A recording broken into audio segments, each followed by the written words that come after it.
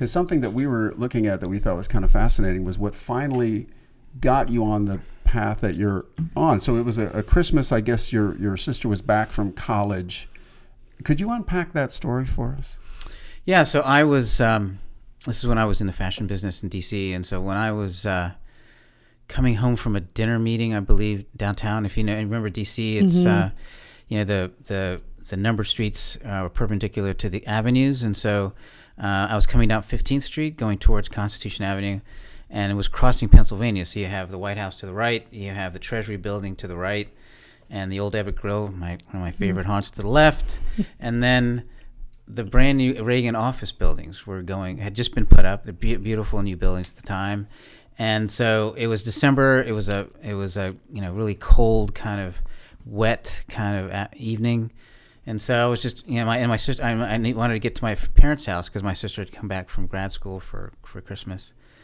And so I'm going through the intersection, and I look to the right, see the White House lights, and then I look to the left, and I'm passing the Reagan office buildings, and I see the steam grates that are surrounding all these big new buildings. I said, wow, and there's all this billowing steam and junk that's just coming out of the grates.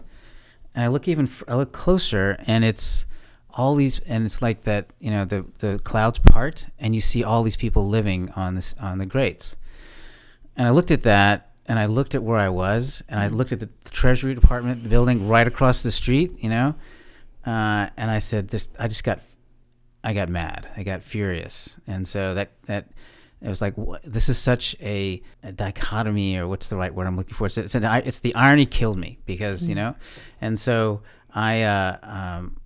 we just went home. My sister was just, beat from traveling from Chicago, laying on the couch, waiting for me to say, like, Merry Christmas. I walked in, didn't say Merry Christmas or anything. I walked up to her and said, no Christmas presents this year. So we're taking care of those people. And to her credit, she kind of did one of those double takes and goes, okay. And so we did. So we pulled our Christmas money, and I went to the Army surplus store in Manassas and bought Army blankets, and then we went to the local Safeway and filled a bunch of grocery bags full of provisions. And some of the things we still give today. In the middle of winter, we took our dad's old Buick station wagon, and we went out in the middle of the night in December when it was the coldest. We would just casually just walk up on these folks while they were sleeping, wrap them in a blanket, put the provisions at their feet, and then run off into the night, because we didn't want them to think it came from anyone else. Wow. We wanted them to realize that humanity had not forgotten them, and that there were people that were looking after them, and they hadn't disappeared. And so, and that's been a piece of the DNA that we've carried into our, when I moved out here, is that it's never been about us. And something you touched on is how now homelessness really is a touch point for the whole country. It's national news, Los Angeles, where we are. So tell us a little bit about what that means. I think the interesting, and again, the irony of the situation here that we're facing and that we faced in 1999, the numbers are basically the same. I mean, when we started at that time, the numbers were between 75 and 80,000 that were unsheltered and homeless in LA. And that number is basically the same. I mean, I believe that the census is way underreported, and there's many reasons for that. I mean, they're not. What did they say, like 50,000? Yeah, I believe it's 25 to 30% higher than that. And if you talk to any of our agency partners, they'll all say absolutely. They even think it's higher than that. Nobody's wrong in this. It's just that it's impossible to go to every motel room, knock on the door, and see 3 families living there. So 2 of those families are homeless, right? You can't go to a house in the suburbs where you have 4 generations living there and saying 2 of those families are probably, or 3 of those families are homeless, right? So that's the truth, right? And you can't go to every car window, knock on it, and see if somebody's sleeping in that, because so that those things are occurring all over the city. And then you have all of these people who, I mean, women, for example, and their kids, families, you're not gonna find them because they want to be hidden. They don't want their children to have any kind of visibility to the predators that are out there. So they're purposely going to be avoiding any kind of census takers. And think about it. I mean, they don't want child services to come take their children away too. And so same thing with animal services. You have a lot of pet owners and dog owners that want to keep their family together. So they're not going to be out in the open to be their numbers being taken, because they don't know that if these people are good or bad. Right. So the numbers are basically the same. But the difference is, when we started, homelessness was really downtown for the most part. A little bit on the beach, some in Santa Monica, and that was it. But it was thick. And so Skid Row back in the day was 3 or 4 times what it is today.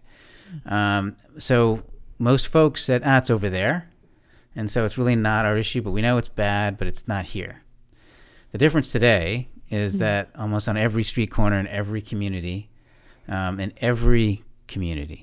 matter if it's the Palisades, Malibu, Beverly Hills, Brentwood, Santa Monica, there's an encampment or there's an individual that's looking for shelter and comfort on the street. And there are more people that are entering homelessness at a faster rate than back in the day. And it's because of, it's very expensive to live in this city. $2,250 or $2,300, I think, for a 2-bedroom apartment. It's the average rent.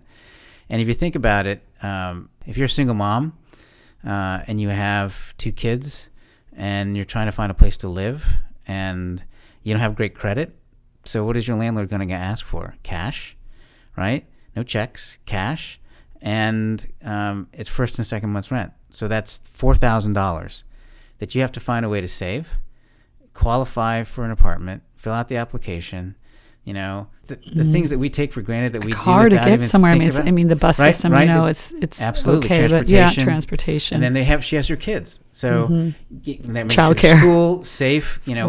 And so she gets. At the end of the day, it's so challenging for her. So what is she? And so until she can do it, then she's going to be living wherever she can to protect those kids. When you started the Giving Spirit, and actually, let me just fast forward to what you do now. What do you do? What do you do with the Giving Spirit? Yeah. How do you help combat? Because this is a huge problem, and I know that you just met with the mayor. And so, what is it that the Giving Spirit does that goes after this problem? Our secret sauce is really that we've stayed focused and not diverted from our mission. And so, for someone to believe that they're worthy of assistance, who are worthy of help and care, they have to feel better about themselves. Their self-esteem has to be returned to them. Through our outreach, our in the street, on the ground outreach, we do that. I can't tell you how many stories of people that we knew were on death's door. You can. Tell us a story. Well, our biggest success story in terms of what's been reported is our friend Ezzy Ritchie, who we read the LA Times story that was done on him a few years ago. And Ezzy, again, Army vet, was an accomplished athlete in high school, college graduate, father, grandfather, just a good old guy, and he had twins with his wife, and they both died. Tragically, I think within a few months after birth. And so it changed his life. He became depressed. He lost his job. He lost direction. And his attitude started changing about the world and about his family. The fact of the matter is he found himself in Los Angeles. He's from Alabama. Found himself in Los Angeles because he had family here. So he came out here, looking for a new change, a change in his life and a new start. And bounced around a little bit, had a job here, job there, couldn't keep it because he still was in his head, which you can't blame the guy, but there was nobody there there was no parachute for him. And this is the recurrent theme of why people become homeless is, and we have community, we have family, we have churches, we have, friends and neighbors that won't allow us to slip that far, right? If you don't have that. Yep. He was contemplating coming to Santa Monica and just saying, enough, ending his life. And so we met him at the West Hollywood Food Coalition in the summer of 2013.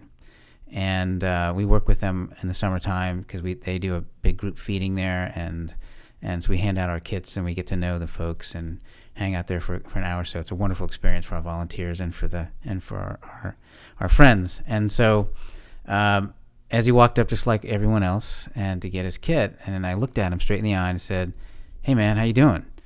And he's like, "Are you looking at me?" I said, "Yeah." I said, "Yeah, my name's Tom. What's your name?" Ezzy. I said, "So where are you from?"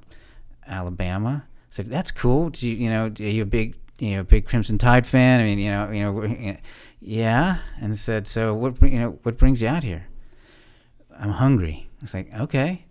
Well, just know that you're not alone out here, and that we're here because we love you, and that's the only reason why we're here. We don't want nothing from you. Just know that you're not forgotten, and you haven't disappeared. And so he takes his backpack, puts it on his shoulder, and turns. And Jim Underwood, another one of our volunteers, is there with another hand saying, "Hey, how you doing?"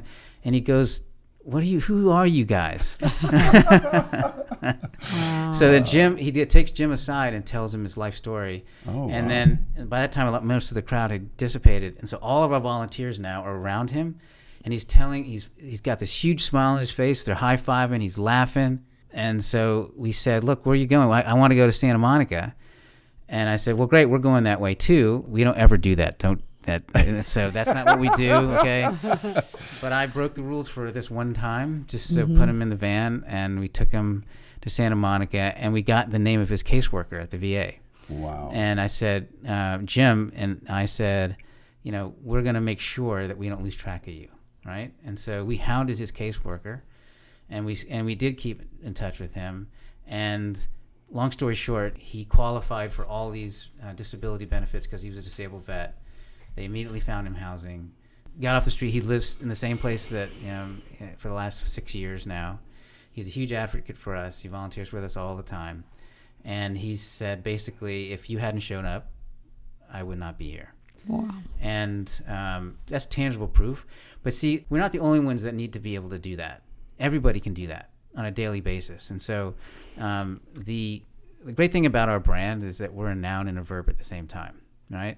So we take your giving spirit, and the giving spirit does amazing things with it. But that doesn't mean it has to happen with our events. I mean, what we teach children is, this is a decision that you can make every day. So if you see somebody that's sitting by themselves, This is what I like. if you see somebody sitting by themselves at lunch day after day, then the narrative should be, you saw somebody alone on the street. What's the difference in seeing somebody alone in your own school, in your own lunchroom? Hey guys, hope you enjoyed this clip. Be sure to watch the full episode by clicking the link in the description. Right. And don't forget to like this video and then subscribe to our channel. Oh, and click on the bell icon so we can let you know when we post a new video. Thanks guys, take care. See you next time.